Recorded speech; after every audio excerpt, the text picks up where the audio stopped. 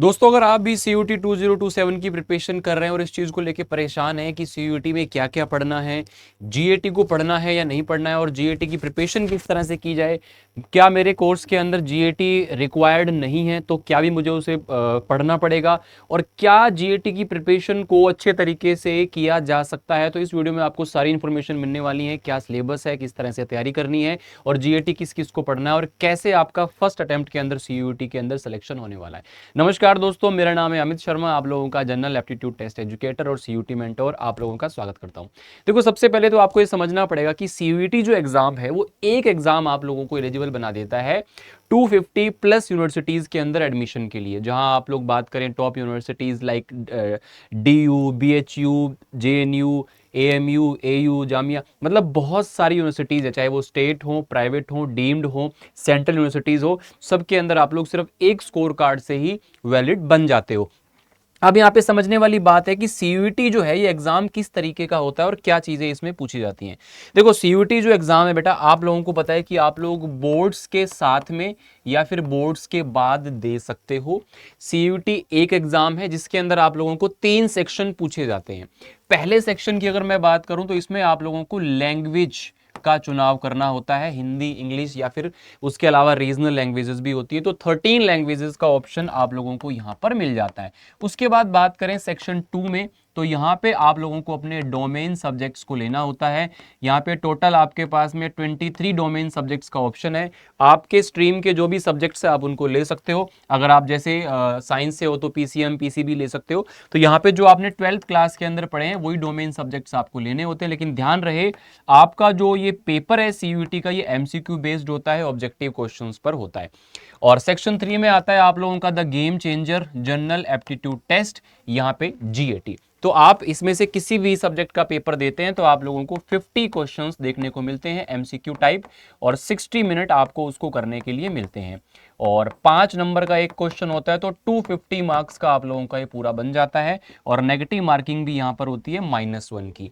अब सर, हमें कितने सब्जेक्ट पढ़ने हैं, ये हमारे लिए एक बड़ा कंफ्यूजन हो जाता है कि कौन से सब्जेक्ट हमको पढ़ने हैं सर। देखिएगा, वैसे तो आप लोगों का जो टारगेट कोर्स है, जिस भी कॉलेज में आप जाना चाहते हो, उसके हिसाब से आपको डिसाइड करना है कि मेरे को कौन कौन से सब्जेक्ट पढ़ने हैं, है ना। जैसे आप जिस भी यूनिवर्सिटी में जाना चाहते हो, आप लोग क्या करेंगे, CUT की मेन साइट जो है वहाँ पे जाकर के यूनिवर्सिटीज़ वाले कॉलम में जाएंगे। उसके बाद में सभी यूनिवर्सिटीज़ के नेम लिखे हुए हैं, तो वहाँ पे आप जाके क्लिक करेंगे, उसके सारे कोर्सेज की एलिजिबिलिटीज़ वहाँ पर लिखी हुई हैं। लेकिन फिर भी अगर आप लोगों को नहीं समझ में आ रहा कि मुझे कौन सा कोर्स करना, अभी मुझे पता ही नहीं है, या फिर मैं कौन सी स्ट्रीम मैं आगे जाना चाहता हूँ, क्या सारी चीज़ें उसके बारे में मुझे आइडिया नहीं है, तो मैं आप लोगों को एक यूनिवर्सल कॉम्बिनेशन बता देता हूँ। जैसे लैंग्वेज आपने ले ली एक, उसके बाद में 3 डोमेन्स जो आपने बोर्ड्स में पढ़े हैं, और एक आप लोगों का हो जाता है GAT। यानी कि इस कॉम्बिनेशन के साथ में अगर आप जाते हो तो आप 99.99% कॉलेजेस के लिए एलिजिबल हो जाते हो, उनके सभी कोर्सेज के लिए। ठीक है। अब अगर आपके टारगेट कोर्स में GAT है तो आपको जरूर पढ़ना है, और अगर आपके टारगेट कोर्स में GAT नहीं भी है बेटा, तो भी आप लोग GAT को जरूर पढ़ें, चाहे उस पर कम ध्यान दें, चाहे आप लास्ट में पढ़ लें। क्योंकि अगर आपका टारगेट कोर्स के अंदर सिलेक्शन नहीं हो रहा होता, डोमेन गड़बड़ हो गया, तो GAT आपको संभाल लेगा। उसी डोमेन या उसी कोर्स की रिक्वायरमेंट दूसरी यूनिवर्सिटीज़ के अंदर अगर आप जाओगे तो फिर वहाँ पे GAT रिक्वायर्ड होगा उसी कोर्स में।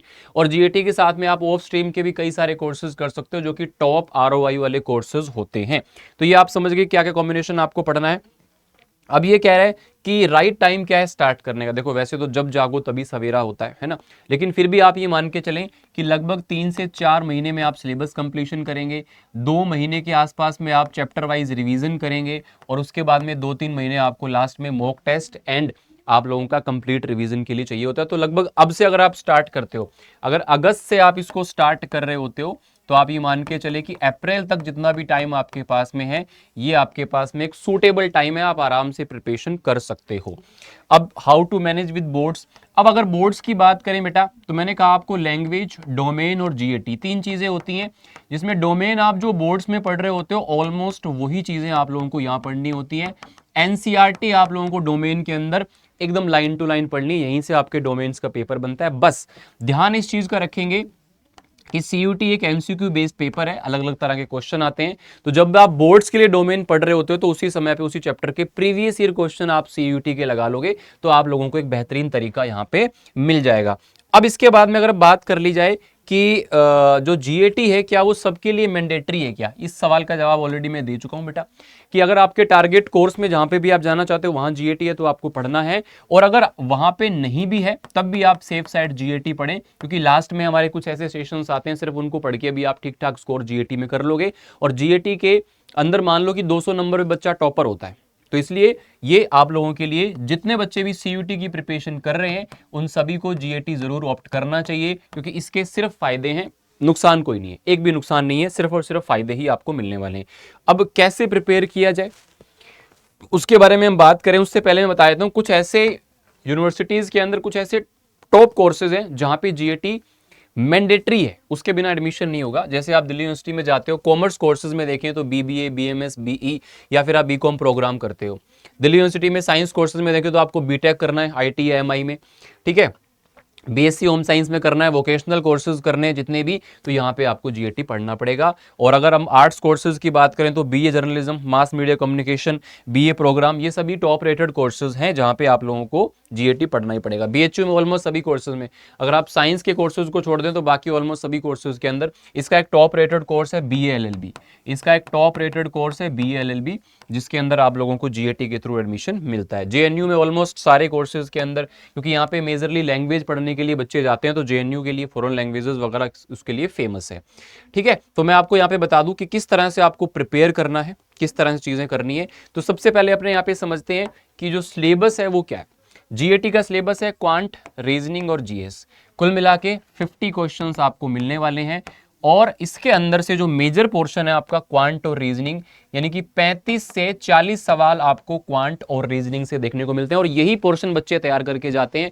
जीएस में जितना भी स्कोर आप ले आए वो आपका बोनस मार्क्स है, क्योंकि काफ़ी सारी चीज़ें आपको यहाँ पर पढ़नी होंगी। लाइक आप लोगों का जियोग्राफी है, पॉलिटी है, साइंस है, साइंस के अंदर सारी चीज़ें, स्टैटिक जीके है, करंट अफेयर्स है, तो वहाँ से आप लोगों को 8 से 12 क्वेश्चन के आसपास मिल जाते हैं। वो शिफ्ट टू शिफ्ट वेरी करता है, यहाँ पे ये फिक्स नंबर्स नहीं है, बट लगभग एक आइडिया है कि 35-40 क्वेश्चन क्वांट रीजनिंग से आपको मिल जाते हैं। अब अगर मैं बात करूं क्वांट की, ये वही क्वांट है जो आपने 10th क्लास तक पढ़ा हुआ है, वही सारी चीजें, वही percentage, profit loss, interest, age, mixtures, number system, simplification, time speed, boat and, ये सारी चीजें वही है। और ये एडवांस मैथ्स वाला ज्योमेट्री, मेंसुरेशन है, ट्रिग्नोमेट्री, हाइट एंड डिस्टेंस है, स्टैटिस्टिक्स है, परमुटेशन है, तो ये सारी चीजों से मिलाकर लगभग 20-25 क्वेश्चन आप लोगों को क्वांट से देखने को मिलते हैं। कोई भी विदाउट मैथ्स बैकग्राउंड का बच्चा इसको आराम से तैयार कर सकता है, ठीक है। लॉजिकल रीजनिंग सबसे इंटरेस्टिंग, सबसे ज्यादा स्कोरिंग पोर्शन होता है, यहां से लगभग आप लोगों को 15-20 क्वेश्चन मिल जाते हैं, और ये सबसे ज्यादा आसान होता है इसको करना। इसमें रीजनिंग के बेसिक सारे चैप्टर होते हैं, क्लॉक कैलेंडर हो गया, क्यूब, ब्लड रिलेशन, ये सारी चीजें, ठीक है, अल्फाबेट हो गया, ये सारी चीजें हो गई। इसके बाद में ये काउंटिंग ऑफ फिगर है। ये जो नॉन वर्बल वाला टॉपिक है ना, 3 से लेके 6-7 क्वेश्चन तक आ जाते हैं, और बिल्कुल इजी होता है। मतलब कि ये मान के चलो कि 15 से लेके 30 नंबर तक का अकेला टॉपिक होता है, तो जहां से आप लोग अच्छे स्कोर कर सकते हो। नॉन वर्बल के अंदर वो डब्बे वगैरह बने होते हैं ना, उस तरह के क्वेश्चंस होते हैं, तो इस चीज का आप ध्यान रखें। उसके बाद जीके में आपको बता चुका हूं, स्टैटिक जीके, करंट अफेयर्स और मिसलेनियस जो है आप लोगों का, ये क्वेश्चंस इसके अंदर आते हैं। अब इसमें अगर स्टैटिक जीके की बात करें तो जियोग्राफी, ठीक है, हिस्ट्री हो गया, पॉलिटी हो गया, इको हो गया, साइंस एंड टेक हो गया, इन्वायरमेंटल हो गया, आर्ट्स कल्चर हो गया, और इसके अंदर आप लोगों का करंट अफेयर वाला जो पोर्शन है वो भी सारा का सारा कंप्लीट इंक्लूड हो जाता है। तो इसके अंदर थोड़ा सा जो पढ़ने वाली चीज़ें हैं वो काफ़ी हो जाती हैं, थोड़ा सा बच्चे के लिए हेक्टिक हो जाता है।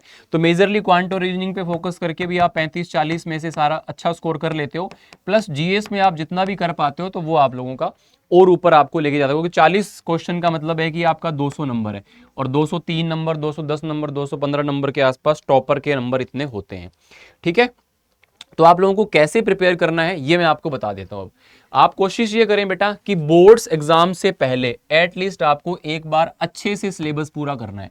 सिलेबस पूरा करने का मतलब होता है डिटेल में आप लोगों को सारे चैप्टर्स पढ़ने हैं, डिटेल में आप लोगों को सारे चैप्टर्स पढ़ने हैं। चैप्टर पढ़ने के बाद प्रॉपर उनका एमसीक्यू प्रैक्टिस करना है, और अच्छे तरीके से उसका शॉर्ट नोट्स बना के उसको रिवाइज करना है।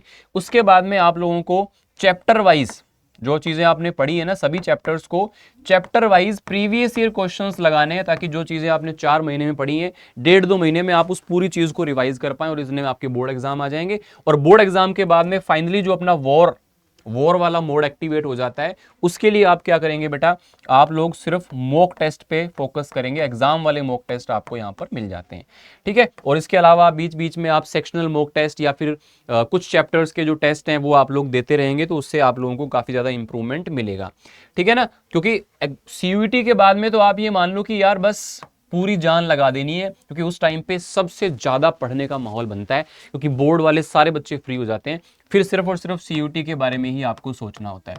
तो उस टाइम पे बहुत सारे सेशंस, बहुत सारी क्लासेस हम आपके लिए प्लान करते हैं, सारी चीजें होती हैं। लेकिन फिर भी मैं आपको बता दूं, मेजर फोकस आप लोगों का मॉक टेस्ट और रिवीजन पे होता है। लेकिन इस टाइम पे कुछ बच्चे स्टार्ट कर रहे होते हैं और फिर वो 1 साल ड्रॉप लेकर के अगली बार दोबारा तैयारी करते हैं, क्योंकि सिलेबस अच्छे से पढ़ा नहीं होता। सिलेबस अच्छे से पढ़ा नहीं होता, तो इस कारण से वो मॉक टेस्ट और रिवीजन नहीं कर पाते हैं, ठीक है। अब पढ़ने के लिए 2 सोर्सेज होते हैं बेटा, यूट्यूब से आप पढ़ सकते हो, पेड जो एप्लीकेशन बैचेज हैं वहां से पढ़ सकते हो। दोनों सोर्सेज अच्छे हैं, दोनों के प्रॉफिट नुकसान है।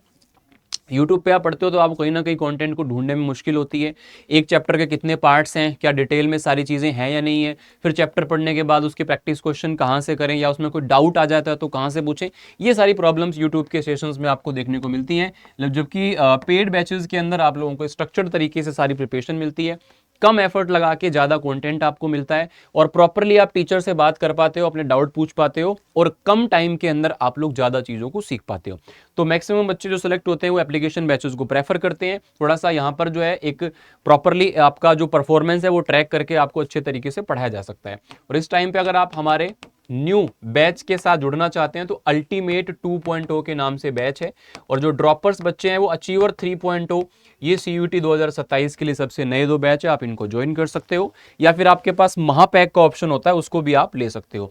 तो इनके अंदर सारी चीजें आपको मिलेंगी, live classes, recorded, chapter wise DPP, topic test, full test, doubt solving और सारी चीजें, ठीक है। ये आपका लैंग्वेज और जीएटी के लिए भी अवेलेबल है, और आपका जो भी डोमेन सब्जेक्ट है उनके लिए भी यहाँ पे अवेलेबल है। जब भी आप किसी भी बैच को एनरोल करते हो बेटा, तो डिस्काउंट कोड के अंदर Y829 का यूज कर लेना। वैसे बहुत सारे कोड्स वहाँ पे होते हैं अवेलेबल, बट आप इस कोड को लगाओगे तो ऑटोमेटिकली आपको मेरी मेंटोरशिप मिल जाएगी। जिस तरह हर साल ऑल इंडिया टॉपर्स यहाँ से निकलते हैं, उस तरह से जीएटी के अंदर हर साल मेरे पढ़ाए हुए बच्चे यहाँ से जो जीएटी के अंदर टॉपर्स बनते हैं, टॉप स्कोर लेकर के आते हैं। साथ में ये मेरा टेलीग्राम चैनल है, इसको आप ज्वाइन कर लीजिएगा। यहाँ पे 20-25 हज़ार बच्चे जो हैं वो प्रिपरेशन कर रहे हैं मेरी गाइडेंस में। और कोई भी प्रॉब्लम आपको हो बैचेस में एनरोल करने से पहले, या वैसे भी कोई प्रॉब्लम हो, तो आप यहाँ पर मुझे मेल, टेलीग्राम या फिर इंस्टाग्राम पर जीएटी गुरु अमित के नाम से मैसेज कर सकते हो, ठीक है। एक बार मैं आपको बता देता हूँ सारी चीज़ें आप कहाँ पर देख सकते हो। आपको सिंपली अड्डा 24/7 का ऐप डाउनलोड कर लेना है, या फिर आप सिंपली क्या करोगे, गूगल पर लिखोगे और यूजीएन पीजी में जाओगे, जो भी आपका स्ट्रीम है साइंस कॉमर्स आर्ट्स, उस पर क्लिक करोगे। यहाँ पे आपको सारे बैचेस उस स्ट्रीम के दिख जाएंगे। तो ये आपका अल्टीमेट 2.0 बैच है, जो सबसे नया बैच है। या फिर महापैक एक बेस्ट ऑप्शन होता है, महापैक में आगे आने वाले सारे बैचेस का एक्सेस आपको मिलता है। यहाँ बाय नाउ पे जाओगे, कूपन कोड यहाँ पे अवेलेबल होते हैं, बट मैंने आपको बताया मेक श्योर इस बात का आप ध्यान रखें कि डिस्काउंट कूपन कोड के अंदर Y829 लगाएं। मैक्सिमम डिस्काउंट के साथ में मेरी मेंटोरशिप भी आपको मिलेगी। फिर भी कोई प्रॉब्लम परेशानी होती है तो आपको मैंने सारी डिटेल्स दी हैं। उम्मीद करता हूं जीएटी को लेकर के थोड़ी बहुत कंफ्यूजन आपकी दूर हुई होगी। फिर भी कोई डाउट रह गया मेरे भाई तो इस वीडियो के नीचे कमेंट करें, और वीडियो हेल्पफुल लगी so do subscribe the channel and like the video. Thank you so much, धन्यवाद।